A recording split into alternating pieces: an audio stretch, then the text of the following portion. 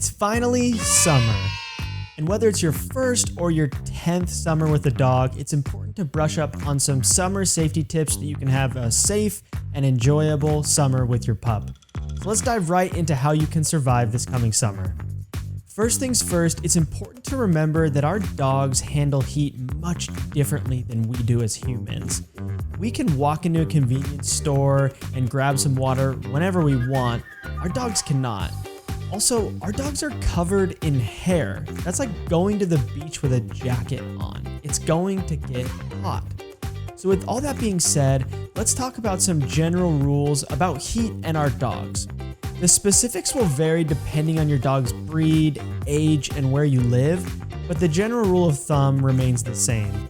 As soon as you hit about 75 to 80 degrees, that's when you need to start exercising caution with having your dog outside. That means going to shade more often if you can, taking more breaks, bringing plenty of water, and not being outside for as long as you might normally be. When you hit the 85 to 90 degrees and anything above, you really kind of get into the danger zone where, depending on your dog's breed, it can be dangerous for them to have prolonged time out in the heat, especially if you're doing any type of exercising, including walking. A couple factors that can make it even more dangerous to be in heat with your dog is if they're part of the brachycephalic group, which would include dogs like pugs, boxers, the shorter snouts, shorter faces. Also, if your dog is obese, and if your dog is less than 6 months or a senior dog. So again, above all, exercise caution when you're outside with your dog. If you are thirsty and you're starting to feel hot, odds are your dog was feeling that way 20 or 30 minutes ago. So again, be cautious. And that leads us to our next point. When at all possible, exercise your dog during the cooler parts of the day, preferably before the sun's even out or once the sun goes down. And that might make you think, well, what am I going to do throughout the day? Luckily, there are some indoor exercise tips and ideas that you can use to keep your dog at bay. The first thing is puzzles like mental exercise toys, snuffle mats, lick mats, things that are going to work their dog's brain. Mental exercise can be just as valuable as physical exercise for your dog, so don't count that out. The other thing is flirt poles. Flirt poles are, think of like a string that you're with a toy on the end that your dog can chase.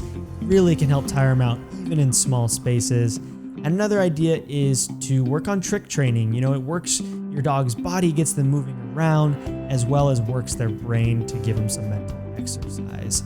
I'll put a link in the description for 20 different indoor exercise ideas that you can try with your dog. Final thing, we've got to talk about food safety with our dogs, especially at barbecues.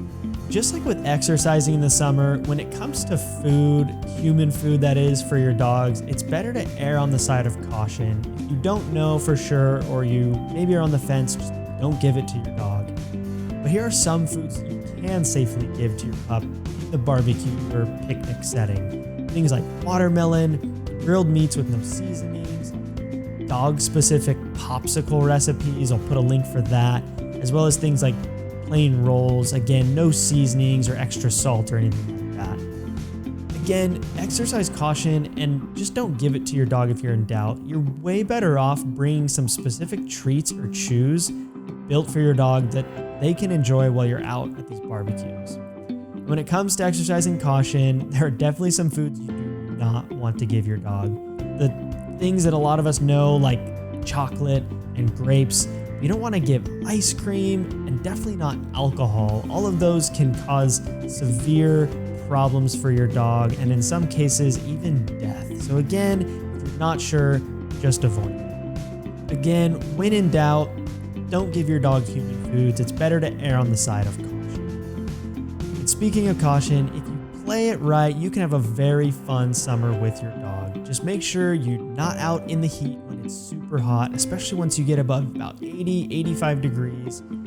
Make sure that you give your dog plenty of exercise indoors so they don't go stir crazy. And of course, don't give them any foods that can be problematic for them. One note on activities as well, if you're gonna go swimming with your dog and you're not sure of their capability or you might be in the water for a long time, make sure you give them a dog life jacket.